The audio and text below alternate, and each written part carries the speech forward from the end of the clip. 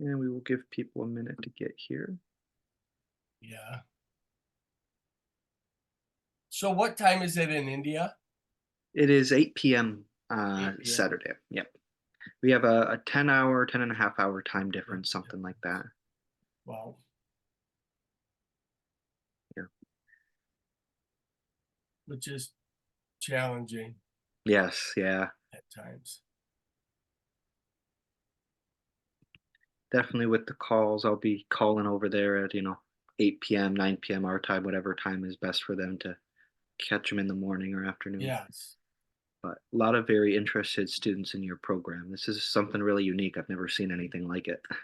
Well, yeah, I mean, I just think it was like brainstorming kind of, hey, this is kind of a neat thing. It is, yeah. Let's talk about it. And cultural exchange is always really good, I think. Yep. Good morning, students. I want to let you know we're going to give it a moment for other people to show up. We have about 22, 23 students signed up, and so we're going to give it a moment for students to jump in here. So just give it 3 or 4 minutes. And um, by the way, any students who are here right now, just so you know, there is a live Q&A feature. And so if you have any questions at any point, those will be answered during the webinar. Or if we can't get to them, we will make sure to respond to those and send you an email with the answer. So feel free to put those in the chat at any time. No, Aquinas is a great school. I have 3 or 4 friends that, graduated high school with me back in 2020, 2021, and now they go to Aquinas and they just love Nice. it. They love it. Yeah, well, I think it's a really fun place to be. So Mhm. a really unique location in town. Yeah. So You guys have very nice facilities too. That inside track is my favorite place. I just love it.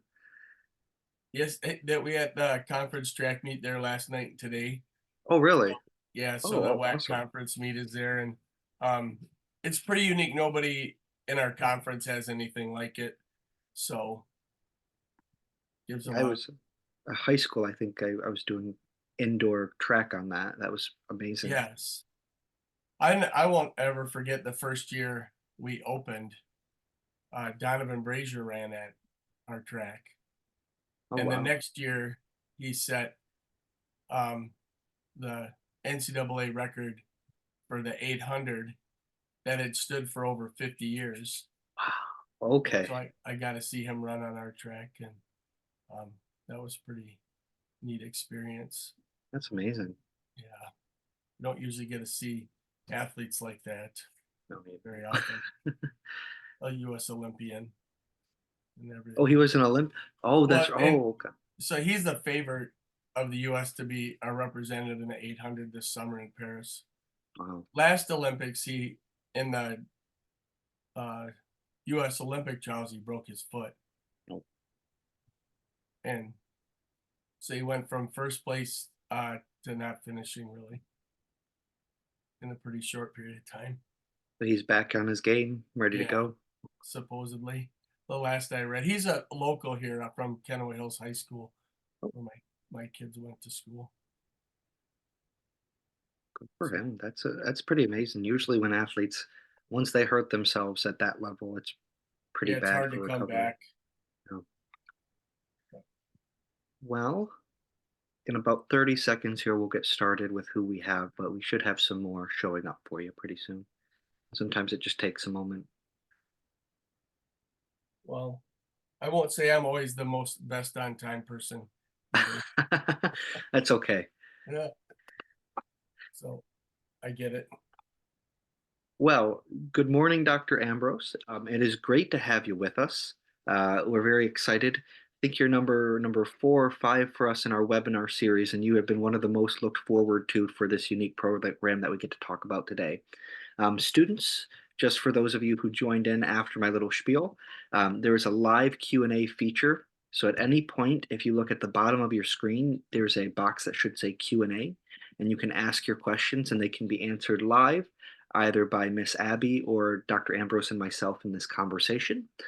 If it's not answered, don't worry. We answer all the questions and send out an email after the webinar to make sure every question gets answered.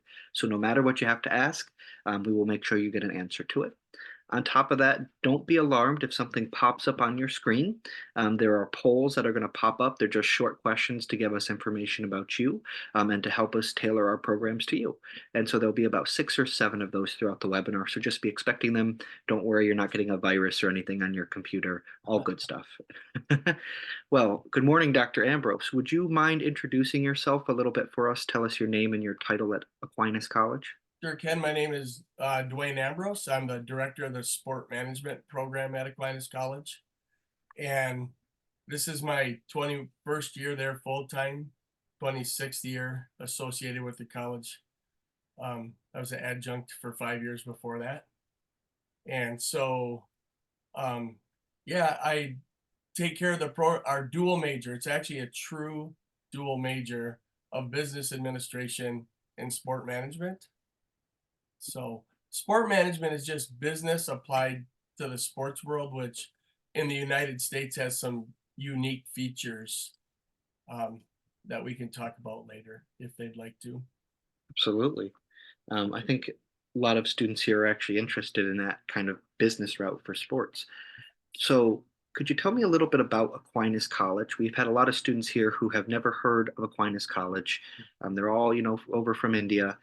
Yeah. And what would be unique about Aquinas College that they would consider choosing it in their future or for this program? Well, so we're a small liberal arts college nestled in uh, the city of Grand Rapids, Michigan, which is the second largest city in the state of Michigan. But one unique thing about us is we're on 80 beautiful wooded acres that contains at least one tree native to Michigan. We're the only piece of property on the state that still has one tree native to our land. It's so unique that elementary schools and junior highs from all over West Michigan come every fall to collect leaves for science projects related to that.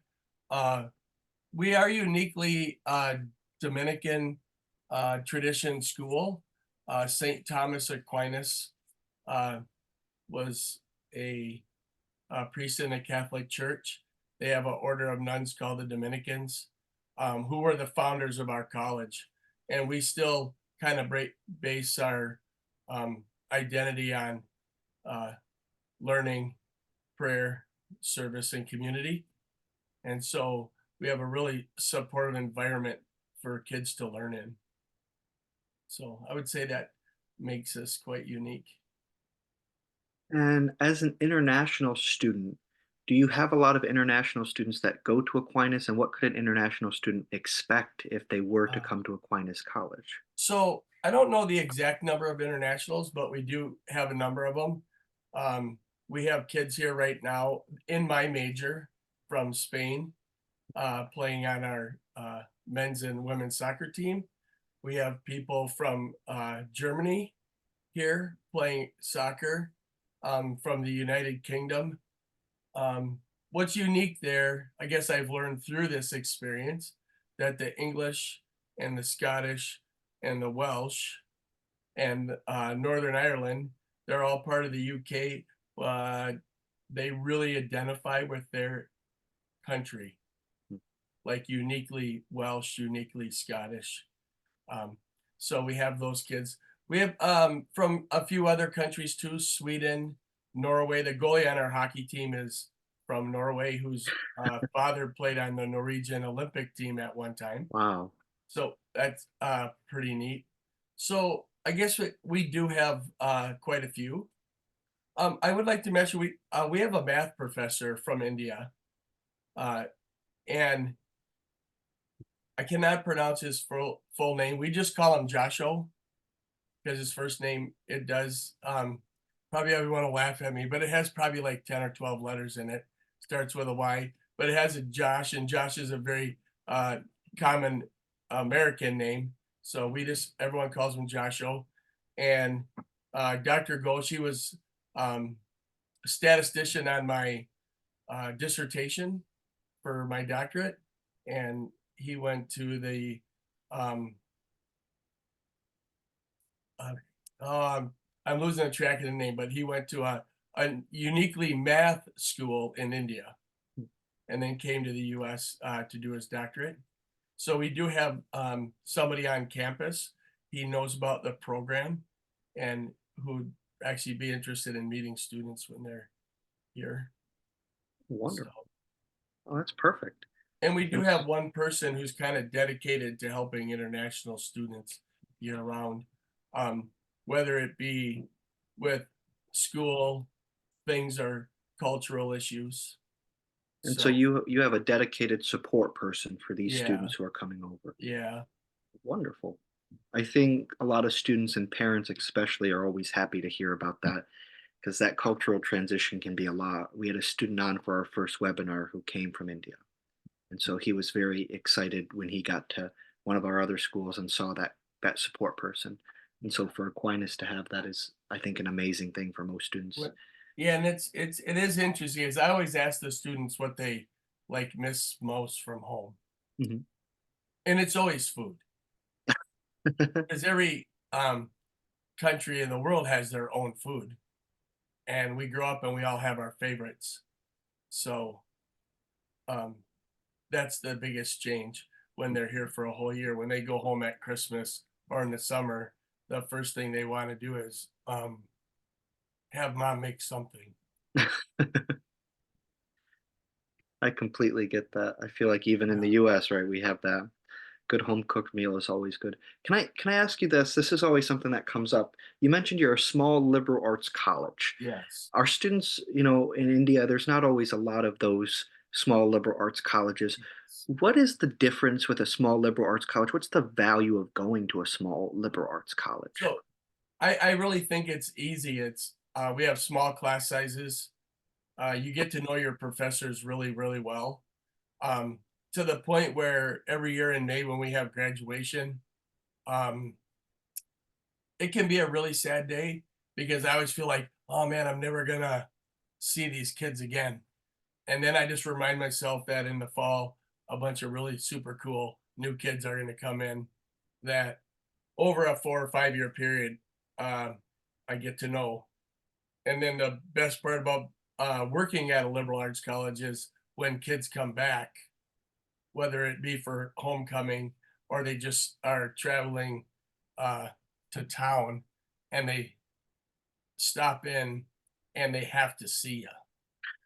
Like I was in a meeting with a glass door and a glass window with four other professors, and an alumni came in and just opened the door, didn't knock or anything, and just said, "Man, I really had to see you."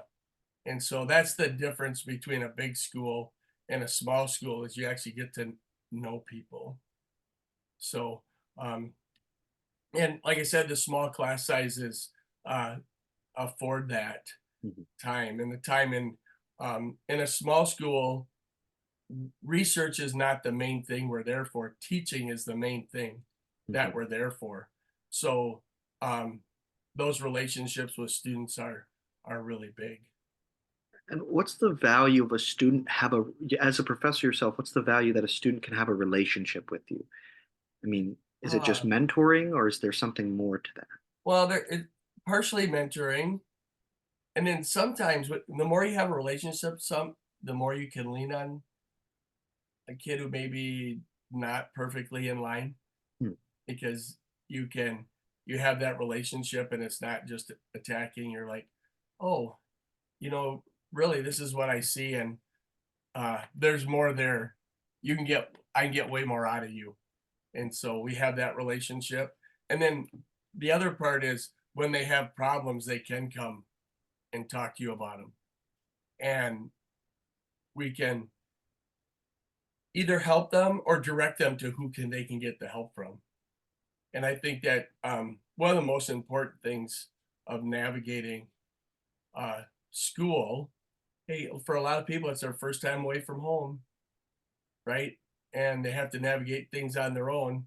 And a lot of times we're just closer than mom and dad, so we can help out.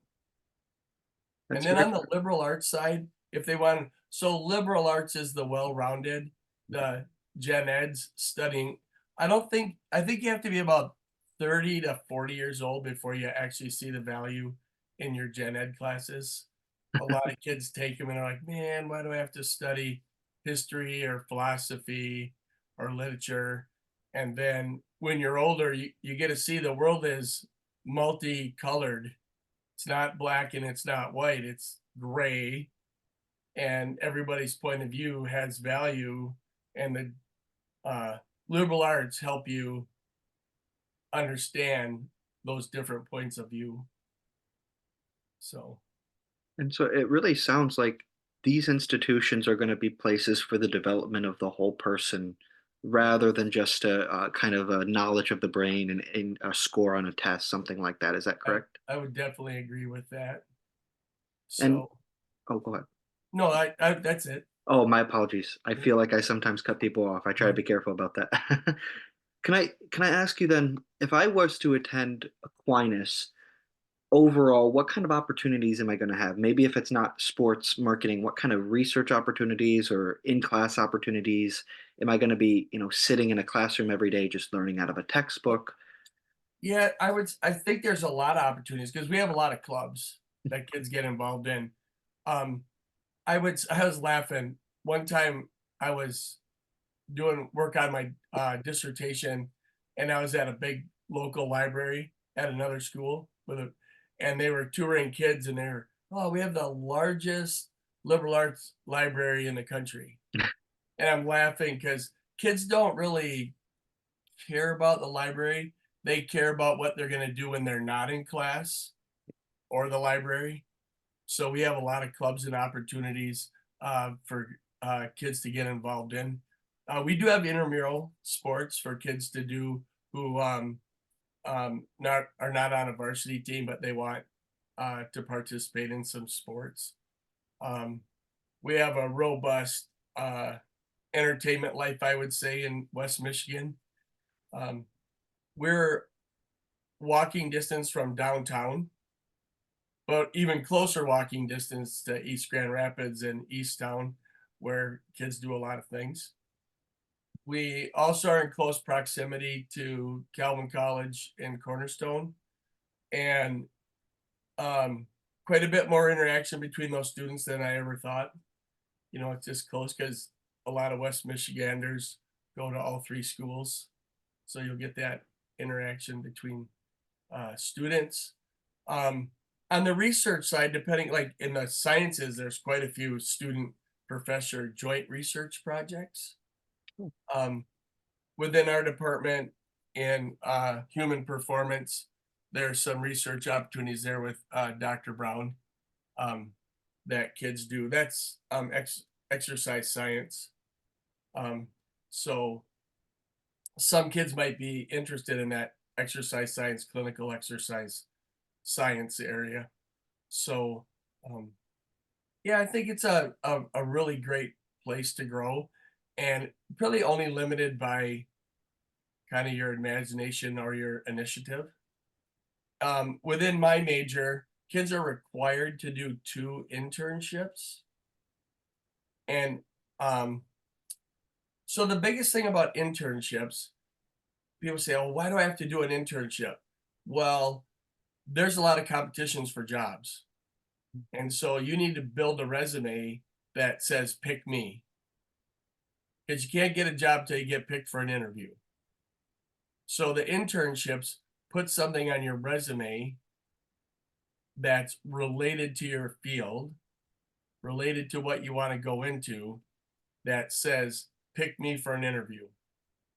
And I'm pretty confident my students, when they're done, that they can win at the interview stage. And I would think, I guess, not super knowledgeable about India, but I did see recently that they matched China with 1.4 or 1.5 billion people. So I bet the competition for the job market there is probably pretty competitive too. And you need a resume that says pick me for an interview. So that's the out of class thing, the internships that build that. And oh, I've had a couple kids do 7, 6, 5 Wow. during the course of their Seven time. internships? Yeah, because Oh my they did them goodness. every summer. They do them through the school year because they wanted a resume that says "Pick me."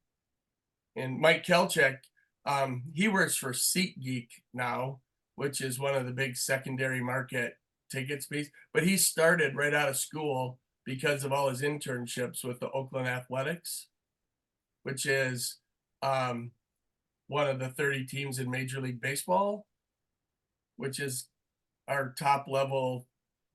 And everyone knows in sports, you don't usually start at the top. You usually have to work your way up. Well, he started up several rungs because of all the internships he did. So just if you want to do it, you can do it. I think that's, I mean, you mentioned that students are only limited by their imagination and what they're willing to go after. Yeah. I think that's something important for students from India to hear because um, I've been over there to teach before, and I've had some of the students who are in this webinar right now, and they have no limit on that imagination and what they're willing to go Nice. after. But it's interesting to me because I keep having these interviews with professors like yourself, Yeah. and these small schools keep telling me about the internship opportunities available and how important they are. And I go to my friends at big schools and they tell me I can't find a summer job. I can't find an internship. They're Mhm. working at, McDonald's to make some Yeah. money in the summer.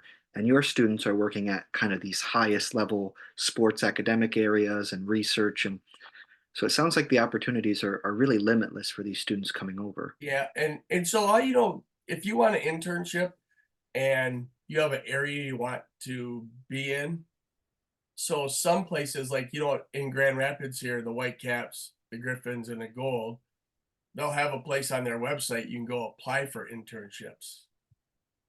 But you can go to any business or organization that you want and propose an internship.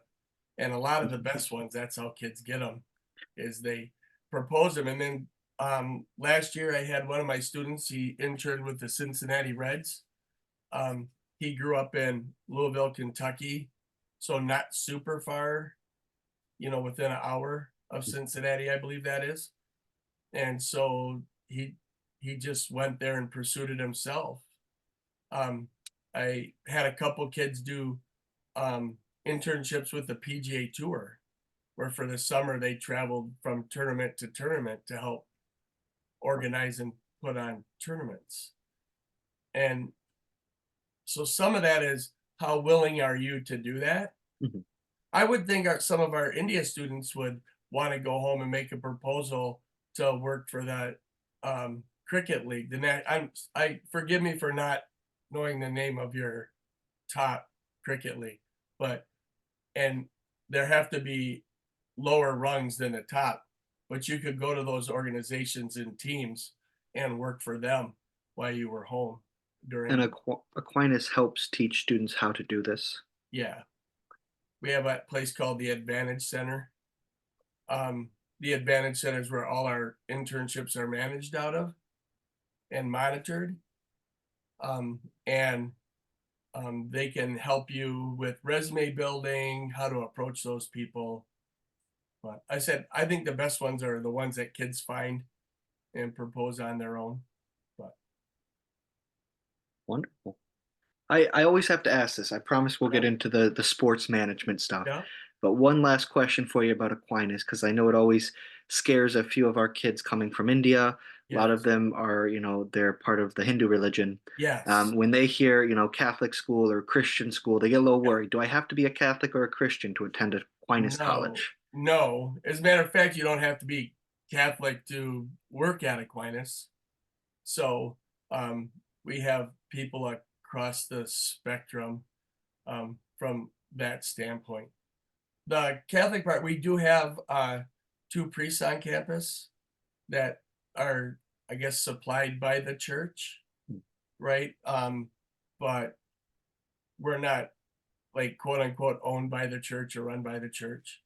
Um, and so we've had students from a number of different religions, and I guess I would say agnostic people too. So um, I don't think that wouldn't be a reason not to come to Aquinas.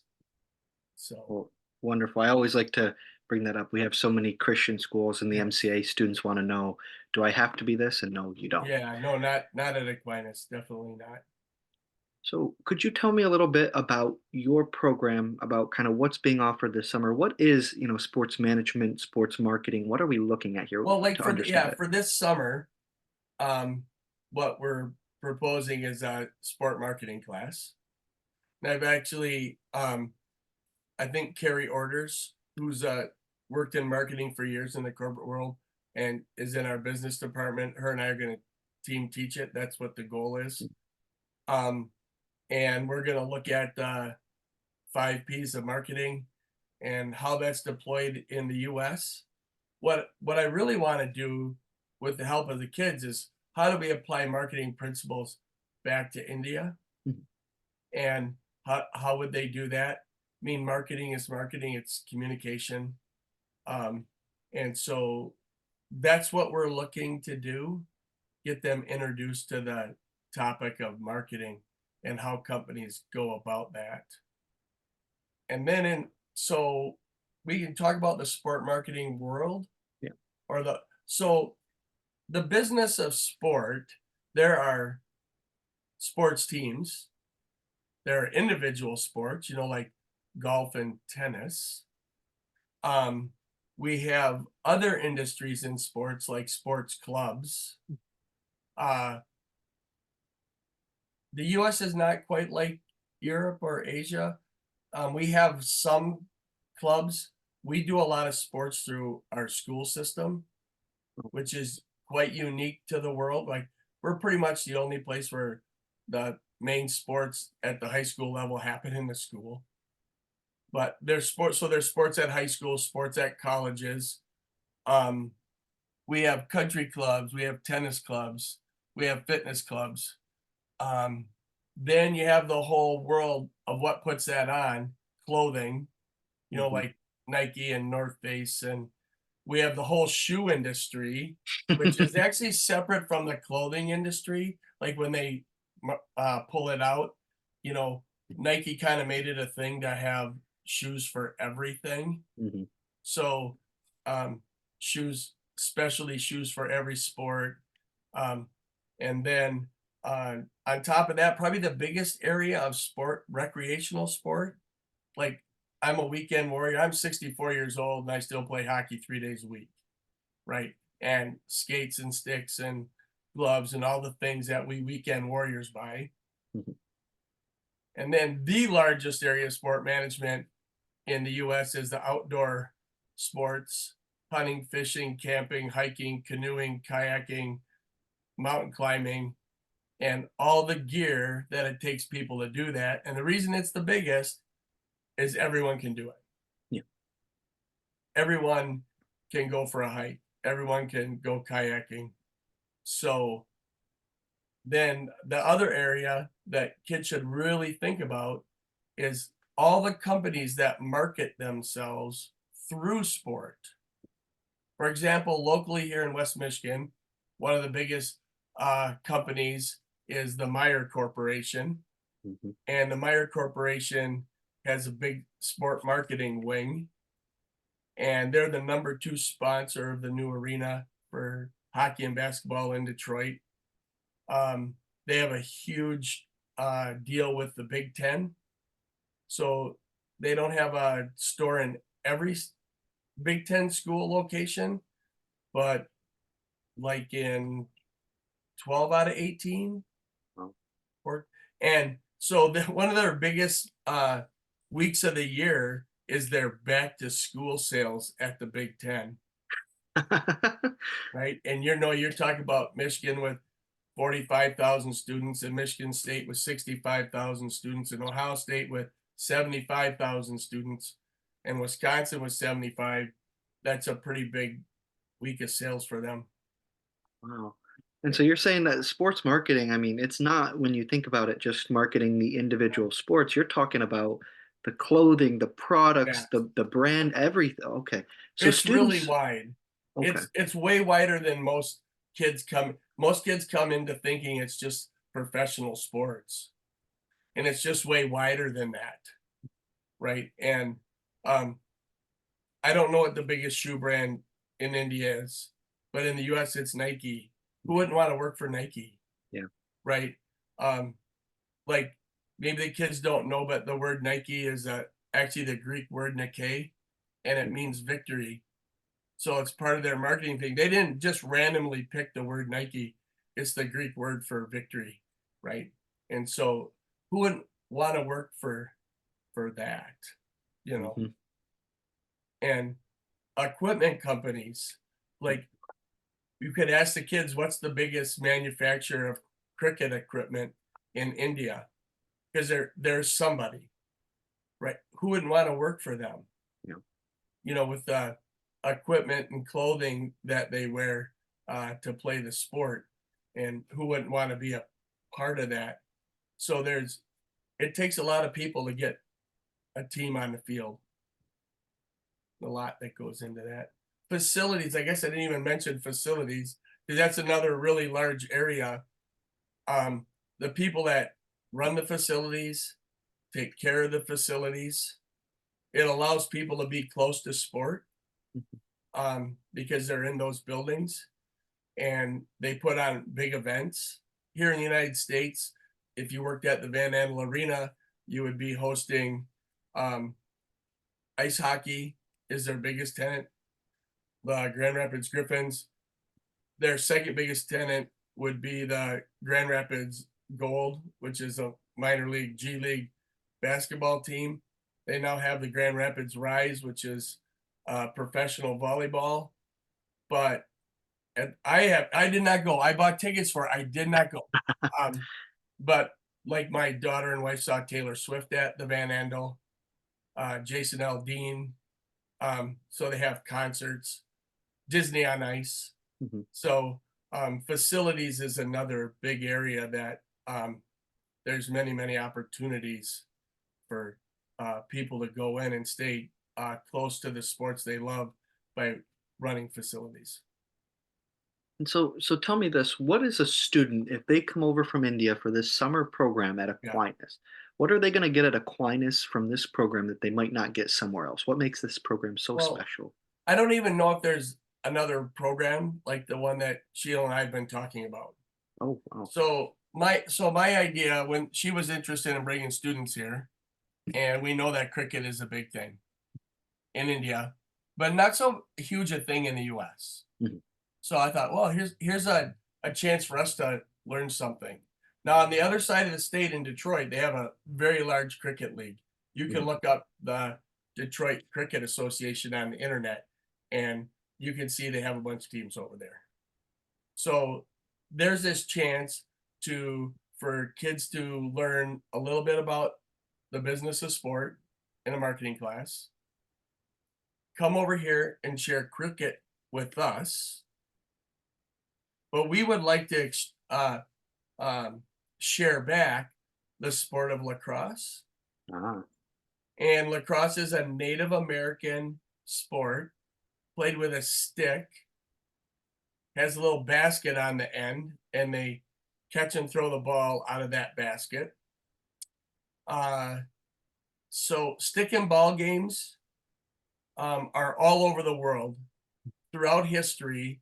In the oldest recordings of man in every country in the world are stick and ball games. I think kids like to pick up a stick and hit something with it.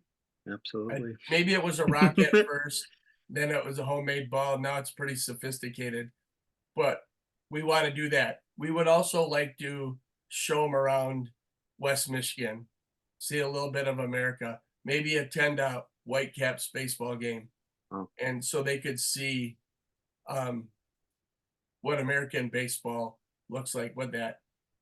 Visit the Van Andel Arena, visit a couple of facilities so they could see and even talk to the people that run them. So um, the Van Andel Arena is run by a large uh, facility management company that actually manages facilities all over the entire world. Actually, if you go on their website, you'll find them. Um, so we we would like them to experience a little of America. I think that's when you study abroad. I think that's why people study abroad. Mhm. They want to learn something in the area they're interested in, but I think they also want to experience the culture of another country, Yep. and we would very much like to share that. I told Sheila maybe they need to go one day over to Grand Haven and see what Lake Michigan looks like. Yep. Second Absolutely. largest freshwater lake in the world. Um, when you come to Lake Michigan's shoreline, it pretty much looks like the ocean. You cannot see across it. You cannot see the left or the right. It's just a huge body of water. It just happens to be fresh water instead of salt water. And we swim in it.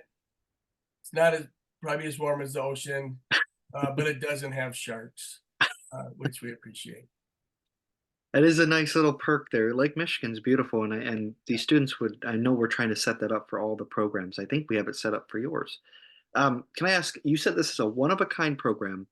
There's nothing like it you've seen. There's nothing like it No, I've seen in the world, yeah. and this is what I do for a living is make sure that these programs are unique. Looking at this program as a student, I come over, I take this course. What is the coursework going to look like? Am I going to spend all day in the classroom? You're going to say read pages 300 to Oh 400.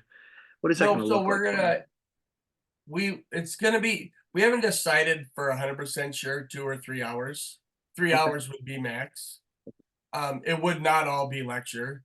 I'm not gonna talk for 2 or 3 hours.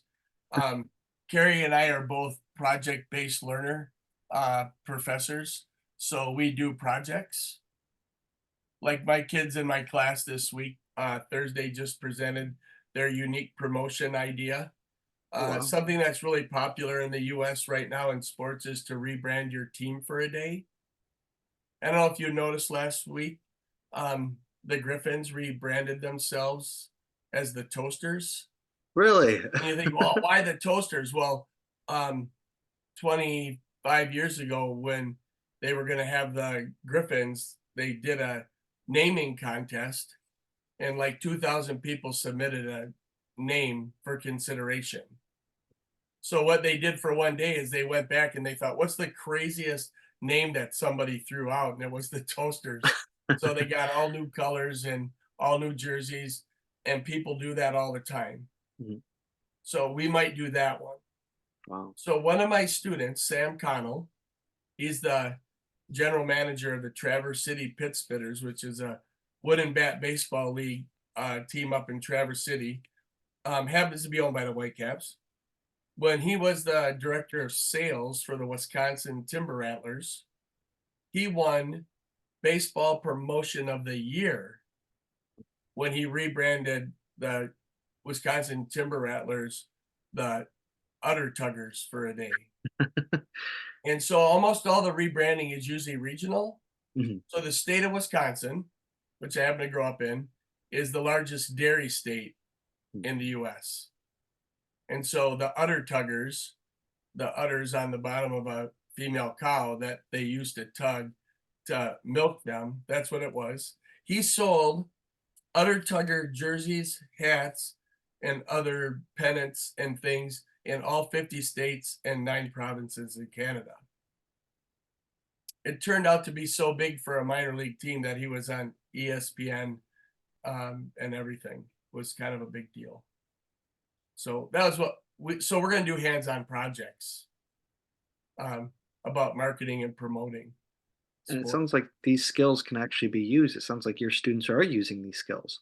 They are, and one of the most gratifying things is when an alumni comes back and it's like, I'm really glad we did that in class because I do that every day. Or every once in a while they'll say, I wish I would have paid a little more attention because um, we're actually doing what we did in class.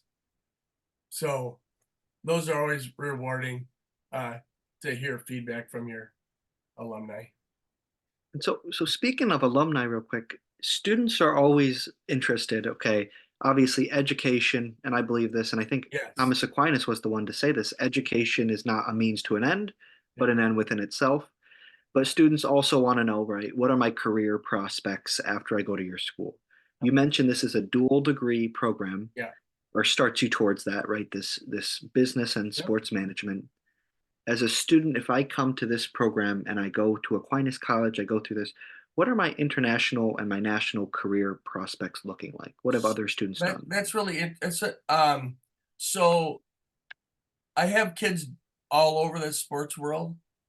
Um, like like right now, Sam Bell she's a community relations coordinator for the Tampa Bay Lightning. Um, and I have another Meredith Tomich doing almost the same thing for the Detroit Red Wings and the Detroit Tigers. And for students who don't know, could you mention how big those two teams are that you just mentioned? Um, so the Detroit Red Wings are uh, National Hockey League original six. They were part of the very first six teams that formed the National Hockey League um, almost 100 years ago now. Uh, they're 11 or 12-time Stanley Cup champions. So they're a big deal. Yeah. They're the Tampa Bay Lightning have won 3 Stanley Cups, two just super recently. So those are big. The Tampa Bay Lightning, their owner is really, really big in paying it back to the community. Hmm. He's really big and they spend a lot of time and money doing things for the community. And that's where Sam's doing her job.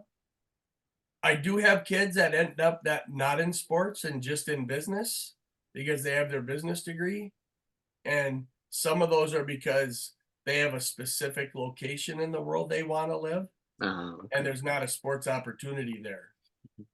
Like one of my kids got married right out of college and his wife had a job in Texas and there weren't sports opportunities there. So he's in the business world because he was going where she was. So I do have kids do that. I do like point out where can you go. Mhm. So I would say my two students who have done the best in terms of climbing the ladder of success are Paul B. He's the vice president of sales for the Milwaukee Bucks, Wow. which is 2 years ago they won the NBA title Mhm. and they were NBA world champions. That's basketball. And then Dave Baldwin is the president of the Chicago Fire. Wow. Okay. And previous to that, he was the head of sales for the Washington Commanders. He kind of worked his way up through Atlanta, Miami, Washington. And so he was in basketball, baseball, football, and now in soccer. So the Chicago Fire are part of our Major League Soccer league, which is our highest professional soccer. So kids go a lot. It comes back to your ambition, um, how hard you want to work. Um, some people really want to climb the corporate ladder, Hmm. and some people are more I work to live Yeah. and not live to work. And either is okay. Mhm. That's kind of up to you. So there's lots of places people go. Wow, it sounds like your students are in the fields that they actually want to go into. And if, Yeah. there's not an opportunity, business is always another option, or if you change your mind. That's pretty amazing. Most students who get their degrees in what they want don't go into exactly what they want to do. And so Yeah. that's pretty amazing to hear how many of your students are working for these major league teams. They are So one major. of the can I don't mean to cut you up, but one of Oh, the no, things go that ahead. a lot of kids come to school, and I was the same way, and maybe you were. Mhm. When you're a freshman, you don't know what you No want. idea. Yep. So internships are also a way to test some things out. So one of my kids, he's actually a facilities director at Oakland University over in Metro Detroit area. And I remember his senior year, he was like, he put his internships off. So he ended up taking this internship in facilities and he really liked it. Well, he had another year of eligibility, so uh, he was graduating. He enrolled in our Master's of Management program Mhm. and took a GA position, a graduate assistant position, as facilities manager in our field house, and he really liked that. And so he ended up taking that job at Oakland University. So um, his internship experience told him that's where he wanted to go. So I always encourage kids to try areas out. Think of all the areas in sports. Do job shadows. Mm, Um, Apply for internships and try an area because sometimes we try things out and we decide that's not for me. mm. I mean that I think we've all done that at some point. We tried something that we thought was going to be kind of neat or cool, and then um, no, I don't really like that. Right. So internships help do that too. Wonderful.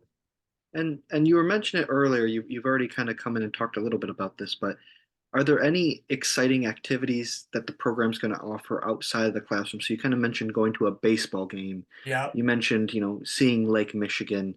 You did mention some industry experts. Are there going to be facilities we get to visit or Yeah, exchanges of? that would be a hope is that we would at least visit 2 facilities, maybe 3 to go see them and kind of get the behind the scene tour. Um, think my kids, it's probably boring a little bit, but HVAC, Okay. heating, cooling, and ventilation, Mhm. and um, but a build you can't have a building without it, Yeah. right? And that stuff is behind the scenes. Hmm. Or if you went to the YMCA and they have a very large pool, behind the scenes, all the pumps and filters and chlorinators and everything that goes in to making that water swimmable on a 24-hour a day basis. Yeah. That those are the kinds of things. Um, 53% of jobs in the US in our field are in sales. Oh, okay. And I do have a sales class that we do. And um, so maybe one of the industry experts would be one of the sales pros in town to talk to them about that. A lot of people don't like sales or are afraid of sales, but there's an awful lot of jobs in it. And so this sounds And like, oh, yeah, go ahead. I'm it sorry, doesn't go ahead. matter the industry. Without sales, we don't have a business, right? Yeah. It's kind of the chicken and the egg. So it sounds like, I mean, for students, and I think this is always a concern is am I coming to a one-off program here? And it doesn't sound like this is. It sounds like to me that this is, you could make a whole career out of this, and a lot of students do, and they can go to sales, they can go Yes, to the design portion, they can go to the business portion, the marketing. It yes. sounds like this is quite a limitless opportunity, and I've never heard of it before. Oh, And so, yes. So it is just business applied to sport, mhm, and those are all the areas that businesses have, right? Every business has a sales department, a marketing department. Um, Even factories have facility people that keep them mhm, running, like, uh, mechanics and all those troubleshooters just to keep everything going. So there's a lot. And so you can kind of follow your passion. On the international side, I've had a lot of international students. They go home. I don't know as much about what they do, but they have the same opportunities. As a matter of fact, I'd say so soccer is the biggest sport in the world, yeah. bar none. Um, my students, we just had our Super Bowl last week. That's American football. 125 million people watched, but the World Cup final will have 1 billion people that watch, Wow. right? So 9 more people for every one that watches the Super Bowl. Um, Cricket is by far the second largest sport in the world. So there's going to be opportunities there. Mhm. Um, I know that you have a national team and there's only 15 or less people on the national team. So the chances of making the national team are really, really small. Mhm. But to develop a national team, it takes the whole structure Yeah. underneath all the way to youth sports and a lot of people and a lot of activities to make that happen. And so um, some people want to stay connected to that in whatever form or fashion they can. And so it takes a lot. for that to happen, from clothing to fields to training. A lot of our kids in our exercise science area are learning how to train athletes, the physical Wow. side of it, the exercise physiology, biomechanics, that area. And that itself, I mean, that itself is a huge field for kind of like this the Super Bowl analogy with football, Yes, right? You have probably 9 or 10 people behind every one of those 15 athletes on the yes. field. That's amazing. Speaking There's of, a friend of mine who's a chaplain in the Air Force. uh 15 uh, people to have one plane fly, right? And I mean, it's just the same. That's just kind of like how it is, right? That mhm, um, there are a lot. If you go to any of the major league sports teams and look at how many people are working that, 150 or 200 people to put a team on the field, it's because there's just amazing. a lot going on. That's, I mean, that's a huge number. And so those are opportunities for all of these students to stay connected, like you said, Yeah, to be a part of this wider team. You don't have to be the player on the field. In fact, maybe that's not always the most important component. yeah. They're just the ones we see every time. I Um, always tell the kids, there was a study, it was done in the 80s. One in 16,000 American boys will ever play in the major leagues. One in 16,000. So maybe you want to pay attention in school, because the odds of getting there are pretty small. And so, like, to make the National Cricket League, it's probably worse than that in India in terms of percentages. Yeah. That's an amazing number. I guess I never thought about how big it was. I knew it was big, but 1 in 16. I assume more students are going into the behind the scenes. Yes, they never ever go. So, and we're a small college. We've had three major leaguers Wow. in 45 years. So, Paul Osemacher pitched for the Cleveland Browns or Cleveland Indians, and then Dave Grumpet pitched for the Detroit Tigers, Wow. and then Caleb Ort right now is pitching for the Boston Red Sox. He was actually one of my students in sport management, but he pitches for the Boston Red Sox right now. That's amazing. But that's 40 or 50 years of baseball, right? Pretty small chunk. And so, just real quickly speaking for the students, we have a lot of students here who are interested in doing the cricket portion.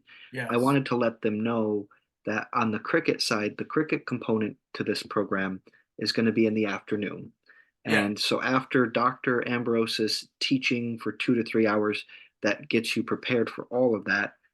That part will be run by kind of the what we call the legendary experts over at Super Yeah. Kings and the MS Dhoni Global School. Yes. And so those activities are going to revolve around cricket, the rules of the game. You're going to get to practice with the trainers on the field, the form, the workouts, the cross cultural exchange with these individuals. They'll be from Texas, they'll be from Chennai.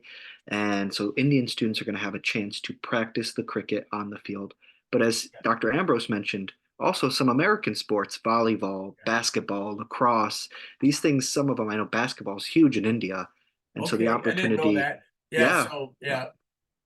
Yeah. We would just like to share some of that, a chance to see what we do with our recreation time. Well, wonderful. So this is a mix. I mean, students are going to get the best of both worlds. They're going Yeah. to get really what I'd say is the practical stuff from you, the Yeah. business, the management. I mean, what they'll probably go in and even make the most money in as a job opportunity. And then, of course, students love sports and they're going to get out on the field with some awesome trainers. And I hope India is like America. Like I said, I'm 64 and I still play in a couple of hockey leagues, and um mine are for 60 and over skaters and 50 and over skaters.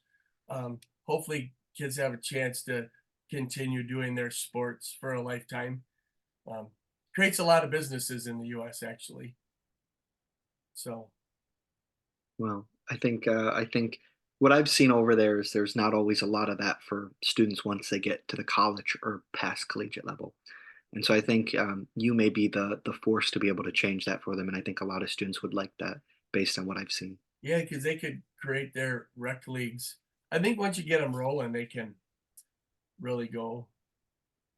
I mean, people just like to play sport Yeah. Yep. and they like to do it. And just because you're past the quote unquote climbing the athletic ladder doesn't mean that you can't do that for a lifetime. Absolutely. Yeah. And so with that, I know you're a very busy man, Dr. Ambrose. I Mhm. want to give you a chance. Did Yep. I miss anything during our little interview today, our little conversation that you would like to talk about with these students that you Well, think would be important? no, I don't. No, I don't think so. I'm gonna just check my notes. I can't. Okay. So I can see 300 yards. I can't see 12 inches. So I have to put that on and just make um sure that no, I did cover everything that we did on our notes. Um, yeah, I think I did. But all the possibilities of what we can do and where we're headed. So Wonderful. um, we would love kids to come over in the summer, join some other American kids, you know, have a little cultural exchange, learn about each other. Um, that someday may lead to kids wanting to come to the US to go to college. All of our international students that I have, when you say, well, why did you come here?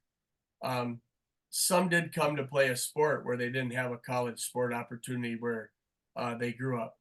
Um, because like soccer is so competitive in Europe. But most of them come because they just want to experience America and see what it's like. And we even have some, like our two soccer coaches, who met a significant other when they were at school, and now they live here instead of home. So we'd hope that someday some kids might want to come to college in America. Well, this program sounds like 2 to 3 weeks that could shape a lifetime. Yeah. And so that's awesome to hear. I always have one question, one Yep. final question for the professor. And I think I know what you're going to say, but I ask it anyway. I'm a student from India. When I'm looking at these programs, I'm saying, gosh, I got to give up 2 weeks of my summer, got to get my visa, I got to fly over here. Is this program, from your perspective, is this the worthwhile program for me this summer or not? I think it would be probably the 2 or 3 best weeks of your whole summer. Um, and that having gone abroad myself for school, it'll be a lifetime memory. It's something that you'll cherish forever. So, there's research that shows that kids that study abroad learn so much about themselves that they carry forward in life because you get real outside your comfort zone being that far away from home. And you find out how much you can do. You learn a lot about yourself. So, I think it'd be a great experience. Well, thank you very much, Dr. Yeah, Ambrose. We appreciate all the time you gave up today. We yeah. know we had to push this webinar back a few weeks. We Oh, deeply that's apologize not. about I'm that. pretty flexible, so Well, we appreciate it. We know the students do, and we know there's a lot of interest in this program. So I will say goodbye to you, and I hope the rest of your day is good.